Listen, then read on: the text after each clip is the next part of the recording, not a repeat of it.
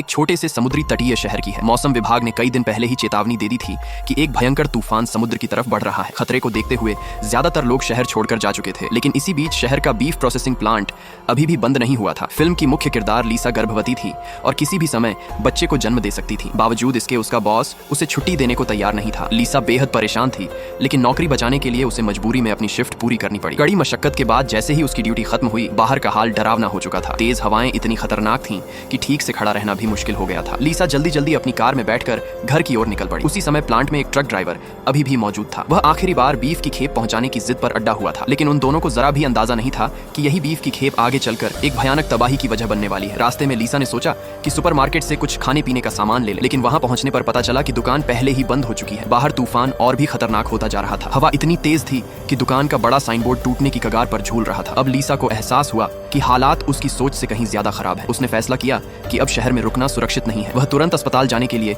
Highway की तरफ निकल पड़ी, लेकिन आधे रास्ते में पहुंचते ही उसने देखा कि सड़क पर कई बड़े पेड़ गिर चुके हैं और रास्ता पूरी तरह बंद हो गया है। वही बीफ वाला ट्रक भी सड़क किनारे फंसा हुआ था। ड्राइवर बेचैनी से इधर उधर घूम रहा था, क्योंकि यह शहर से बाहर निकलने वाली मुख्य सड़क थी, इसलिए वहां मौजूद सभी लोग फंस चुके थे। तभी किसी ने सुझाव दिया कि लीसा की छोटी कार शायद पेड़ों की शाखाओं के बीच से निकल सकती है। लीसा ने जैसे ही धीरे धीरे कार आगे बढ़ाई, कार का निचला हिस्सा शाखाओं में फंस गया। अब न वह आगे जा सकती थी न पीछे। तभी दूर से अचानक भारी धमाकों जैसी आवाजें सुनाई देने लगी। समुद्र की विशाल लहरों ने शहर की सुरक्षा दीवार तोड़ दी थी। अगले ही पल समुद्र का पानी तेजी से शहर की तरफ बढ़ने लगा। पानी को अपनी तरफ आता देखकर ट्रक ड्राइवर ने ट्रक को पहाड़ी की ओर भगाने की कोशिश की, लेकिन ट्रक बहुत भारी था, समय हाथ से निकल चुका था। तभी एक विशाल लहर आई और ट्रक को सड़क पर वापस पटक दिया। लीसा की कार भी उस भयानक बाढ़ में खिलौने की तरह बहने लगी। कुछ ही सेकंड बाद उसकी कार एक बड़े पेड़ से जा टकराई। पेड़ की मोटी शाखाएं कार के आर पार घुस गईं। खुशकिस्मती से वे शाखाएं लीसा के शरीर में नहीं घुसी, लेकिन वह सीट पर बुरी तरह फंस गई। मुसीबत यहीं खत्म नहीं हुई। पानी का स्तर लगातार बढ़ता जा रहा था और कार तेजी से पानी से भरने लगी। अब लीसा सिर्फ मदद के लिए चीख सकती थी। जब उसे लगा कि अब बचना नामुमकिन है, तभी दो लोग छोटी नाव में वहां पहुंचे। उनमें से एक दाढ़ी वाला आदमी